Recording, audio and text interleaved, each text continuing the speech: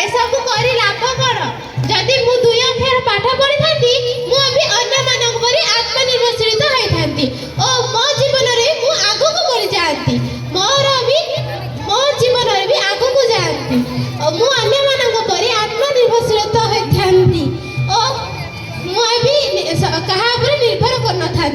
अरे राधा तुम्हें निराश हुआ नहीं निजक केबे मध्य दुर्बलता मन कर नहीं शिक्षा होउछि हमर सबुठार बड़ आधार नारी मानक आगे रखापी आम ओडिशा सरकार भारत सरकार केतेक नूतन नूतन प्रणयन योजना मान प्रणयन कर योजना गुड़िक यूविन प्लाटफर्म माध्यम त्वरान्वित हो पारिछि। कौन कहला तुम्हें माने जानिछ आजिकल का जुग जपरी हेलानी जड़े अशिक्षित नारी जड़े शिक्षित पुरुष को विवाह करि परिबो किंतु जड़े शिक्षित नारी जड़े अशिक्षित पुरुष को विवाह करबा को कुठा प्रकाश करि थाए पुणी नारी रो काम घरे से बाहर को जाई कोन करिवो नारी पुणी बाहर को जाई काम करिवो जदि पुरुष माने कोन घरे छोड़ी मिली बसिबे एहा द्वारा समाज और धर्मर विनाश हेबो। हाँ जदि नारी घर संभाली पारे तेबे नारी देश मध्य संभाली पारे जदि जड़े पुरुष शिक्षित हुए तेबे जड़े किंबा दुई जन शिक्षित हुअନ୍ତି जदि जड़े नारी शिक्षित हुए तेबे भारत रे थिबा प्रत्येक परिवार प्रत्येक सदस्य शिक्षित होई पारिबे। मो मतरे आजिकाली दुनिया रे बा समाज रे पुरुष को जेतिकी अधिकार मिलुछि नारी को मध्य सेतिकी अधिकार मिलिबा आवश्यक।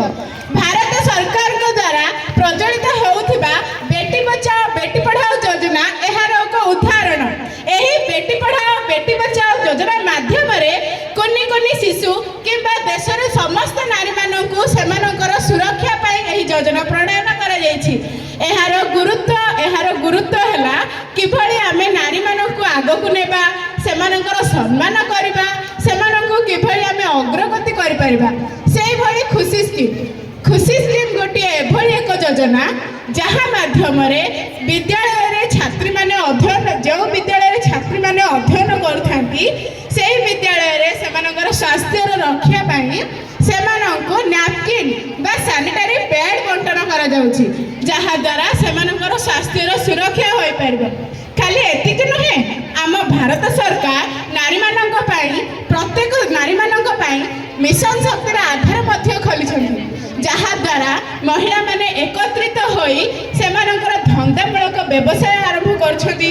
जहाँ द्वारा सेमाने निजे निजे आत्मनिर्भरशील हो पारछन्ति सेमाने परवर्ती मुहूर्त रे कहा ऊपर निर्भरशील हो पारिबे नहीं। एबे आम ओडिशा सरकार श्रीजुक्त मोहन चरण माझी नूतन भाव में सुभद्रा योजना प्रणयन करछन्ति जहाँ द्वारा ओडिशा रे थिबा प्रत्येक 21 वर्ष ऊर्ध्व महिला माननकु 5000 टंका दिया जाउछि जहाँ द्वारा सेमाने निजे निजे उपकृत होई आत्मनिर्भरशील होछन्ति। सत कहबाकू गले संसार रथर दुईटी चक हेले जड़े नारी और जड़े पुरुष।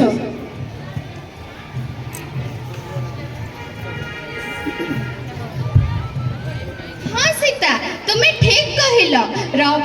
आमर ये नारी मानक भितर केतेक नारी स्वाधीनता संग्राम रे नारीर सम्मान निमंते स्वर उत्तोलन करथिले सेमानक मध्यरु प्रथमतः हेउछथि रमादेवी हेउछथि ओडिसार प्रथम नारी जे नारीर सम्मान निमंते प्रथम थर पे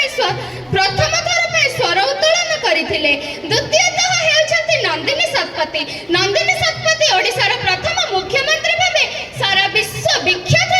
परिचित एवं लौह महिला भाबे से सारा विश्व रे परिचित राजनीति एवं इतिहास रे से गुरुत्वपूर्ण अवदान देथिले एवं नारीर सम्मान को समस्त आगे प्रमाण मध्य करथिले। ओडिसार प्रथम ज्ञानपीठ पुरस्कार डॉक्टर विजयत्री प्रतिभा राय निजर लेखनी माध्यम नारीर भावना को सारा दुनिया रे पहुंचाइथिले। आम समाज रे नारी को पूर्व काल अबला एवं दुर्बल रूपे वर्णना करा जाउची किंतु समाज गठन रे नारीर भूमिका केते जे गुरुत्वपूर्ण आमे समस्त जानिछे। तेणु नारी मानकर लेखनी स्वतंत्र चिंताधारा महनीय आवेगर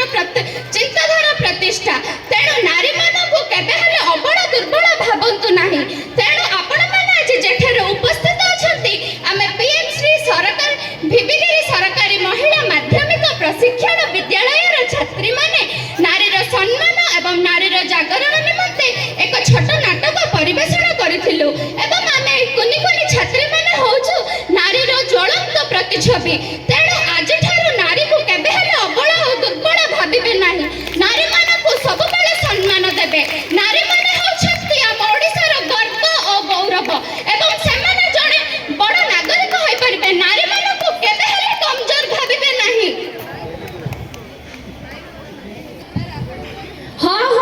तुमे माने जहाँ कहुच कथाटे निराश सत्य नारी मानकु समान अधिकार देबा शिक्षा और सुरक्षा देबा आम मानकर समस्त दायित्व